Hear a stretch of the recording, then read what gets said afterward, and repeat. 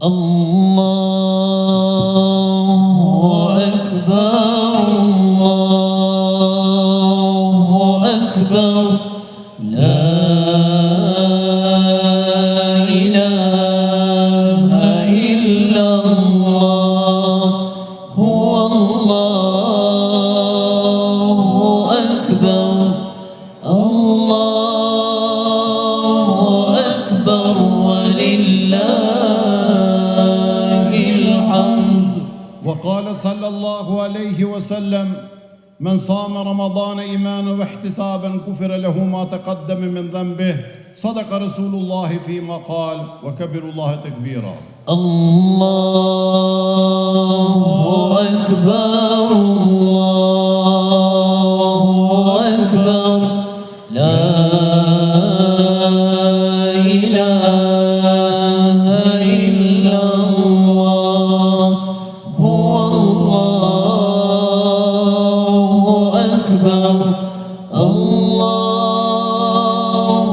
أكبر، ولله الحمد. الحمد لله الذي له ملك السماوات والأرض ولم يتخذ ولدا ولم يكن له شريك في الملك وخلق كل شيء فقدره تقديرا وكبروا الله تكبيرا الله أكبر، الله أكبر، لا إله إلا الله، هو الله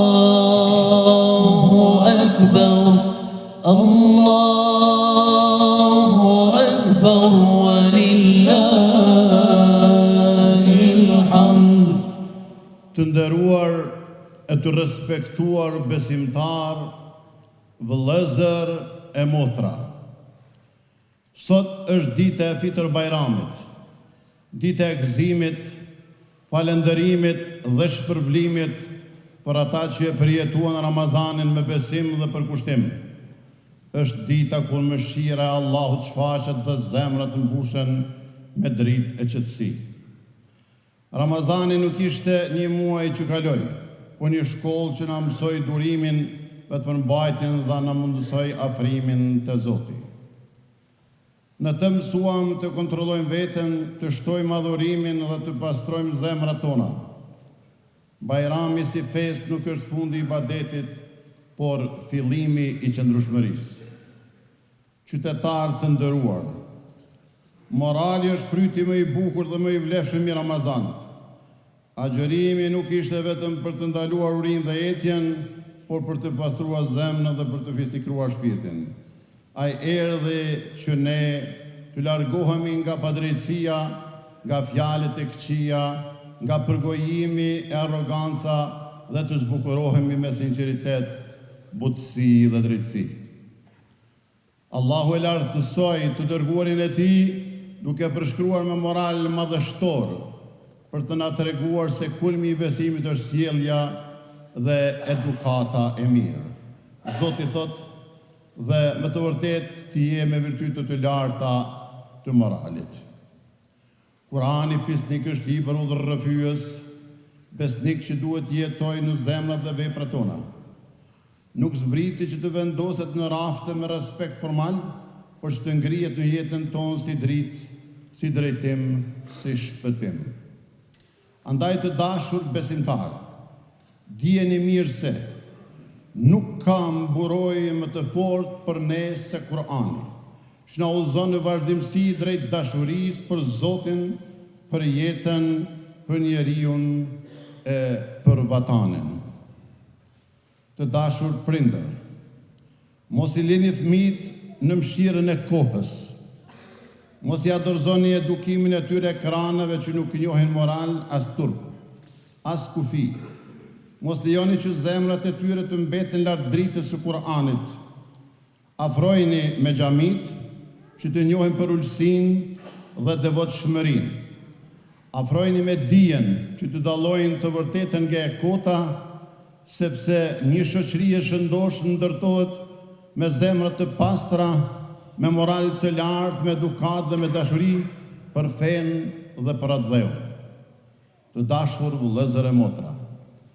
Në kohën e sotme, për të përballur me krizën morale e sociale që po prek mbar njerëzimin, kërkohet domosdoshmërisht respekti ndaj pluralizmit dhe pranimi i dallimeve mes individëve, komuniteteve, kombeve, pasi formë dominimi ekonomik, kulturor apo ushtarak. Bashkësia njerëzore nuk është vetëm një nevojë sociale, por një parim i thellë fetar dhe kombëtar i rrënjosur në historinë dhe identitetin e popujve tanë. Në realitetin e sotëm, ku egoizmi, urrëtia dhe konflikti shpesh sundojnë marrëdhëniet ndërnjerëzore dhe ndërkombëtare, kuptimi i vërtetë i dashurisë dhe paqes duket si përjashtim nga rregulli. Fetë megjithatë erdhën si mesazh paqeje, duke ofruar udhëzime për respekt të ndërsjellë, mirëkuptim dhe bashkëpunim ndërnjerëzor. Besimet e fetë nga njerëz të padijshëm shpesh akuzohen për përçarje, ndërkohë që thelbi i tyre i vërtetë është nxitja e solidaritetit dhe dialogut. Sipas Islamit nuk mund të imagjinohet që njerëzit do të bashkohen në një fe apo kulturë të vetme, nga se krijimi i dallimeve mes njerëzve tregon madhështinë dhe vullnetin e Zotit, i cili shumë qartë në Kur'an na thotë: sikur të kishte dashur Zoti yt, të gjithë njerëzit do t'i bashkonte në një bashkësi të vetme, por ata vazhdojnë të jenë në kundërshtime. Pra, Kurani na dëshmon se diversiteti është një element i pandashëm i natyrës njerëzore, që duhet kuptuar dhe respektuar në mënyrë të përgjithshme. Nga perspektiva e Islamit, bashkëjetesa nuk është thjesht tolerancë. Ajo është një parim i bazuar mbi dashuri, respekt dhe drejtësi. Në këtë kuadër përçarjet, urrëtia dhe fyrjet që shpërndahen mes bijve të njëjtit kom janë jo vetëm kërcënim moral, por dhe shkelje thelbi të identitetit kombëtar dhe fetar. Bashkëjetesa e bazuar mbi respekt reciprok dhe vlerësim të dallimeve është rruga e vetme për të ndërtuar një shoqëri të drejtë, të qëndrueshme, që jeton në paqe e në harmoni. Të dashur vëllezër e motra, s'ka dyshim se edhe shoqëria jonë sot po përballet me sfida të shumta. Shpesh shohim tensione, përçarje dhe vështirësi në zgjidhjen e problemeve edhe politike apo sociale, të cilat direkt prekin jetën e qytetarëve. Duhet ditur se dialogu është më i fortë se përçarja, se urtësia është më e fortë se zemrimi, se përgjegjësia është më e fortë se interesi personal. Nëse këto vlera i kultivojmë në jetën tonë shoqërore dhe publike, shumë probleme do të zgjidheshin më lehtë. Megjithatë, të mos humbasim shpresën, nga se shpresa është forca që e mban një popull gjallë. Si udhëheqës shpirtëror dhe si përfaqësues i një institucioni që historikisht ka qenë pranë popullit në momentet më të rëndësishme të historisë sonë, ndjej obligim moral dhe qytetar të drejtohem me një fjalë të sinqertë ndaj faktorit politik të vendit tonë. Duhet ditur të gjithë, pa përjashtim, se shteti dhe institucionet e saj janë amanet i qytetarëve dhe përgjegjësi që ju besohet përfaqësuesve politik për të shërbyer me ndershmëri, maturi dhe vizion për të mirën e përbashkët.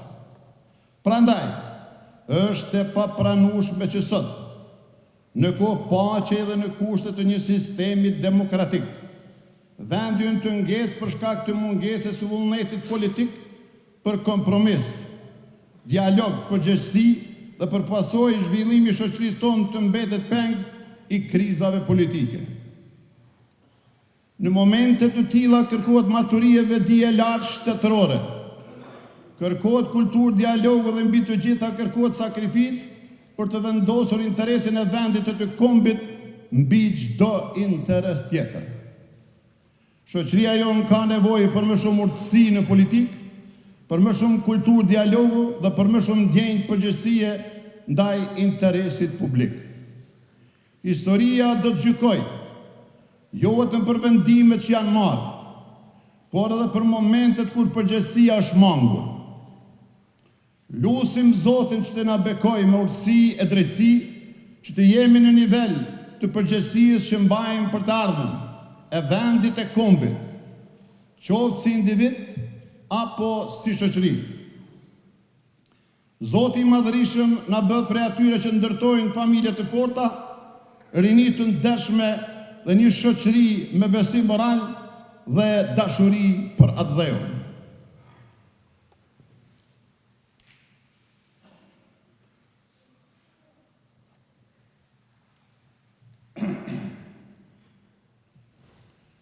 Alhamdulillah thumma alhamdulillah. Alhamdulillah nahmaduhu wa nasta'inuhu wa nastaghfiruhu wa nastahdihi. Wa na'udhu billahi min shururi anfusina wa min sayyiati a'malina. Man yahdihillahu fala mudilla lahu wa man yudlil fala hadiya lahu. Wa ashhadu an la ilaha illa Allah wahdahu la sharika lahu. Wa ashhadu anna Muhammadan 'abduhu wa rasuluhu. Qala ta'ala fi kitabihi al-karim. بعد أعوذ بالله من الشيطان الرجيم بسم الله الرحمن الرحيم قد أفلح من تزكى وذكر اسم ربه فصلى أعوذ بالله من الشيطان الرجيم بسم الله الرحمن الرحيم إن الله يأمر بالعدل والإحسان وإيتاء ذي القربى وينهى عن الفحشاء والمنكر والبغي يعظكم لعلكم تذكرون. O Zot i Madhërisëm, në këtë ditë të bekuar të festës së Fitër Bajramit, të falenderojmë për mëshirën tënde të pakufishme, për mundësinë që na dhurove që të pastrojmë zemrat tona gjatë muajit të këtij të Ramazanit. Pranoja agjërimin ton, lutjet tona dhe çdo vepër të mirë që kemi bërë. Dhe na bëj prej atyre që vazhdojnë rrugën e drejtë edhe pas kësaj dite. Mbush zemrat tona me dritë, me dashuri dhe me paqe dhe largo prej nesh çdo urrëtie, përsharje, padrejtësi. O Zot, bashkoj zemrat tona si një trup të vetëm, forco vllazërinë mes nesh dhe bëje që uniteti ynë të jetë më i fortë se çdo sfidë. Na udhëheq që të jemi mbështetje për njëri tjetrin, të ndajmë gëzimin dhe të lehtësojmë dhimbjen e atyre që kanë nevojë. Bekoje vendin ton, tokën që na ka rritur dhe gjuhën që na bashkon. Jepi paqe, zhvillim dhe drejtësi atë dheu ton dhe na bëj bi e bija të denjë që e duan, e mbrojnë dhe nderojnë atë me vepra të mira dhe me zemër të pastër. O Zot i Madhërisëm, përhape paqen dhe mëshirën tënde në atë dheun ton dhe në mbar botën. Largo armiqësitë, padrejtësitë dhe vuajtjet dhe mbush zemrat e njerëzve me dashuri, mirëkuptim dhe harmoni. Udhëheqi popujt drejt bashkimit, që kjo botë jetë vend paqeje, sigurie dhe mëshire për të gjithë. Walhamdulillahi Rabbil Alamin. Al-Fatiha. Urime festa e Fitër Bajramit, e lusim Allahun Gjellëshanu që na ketë pranuar. Allahu Akbar. La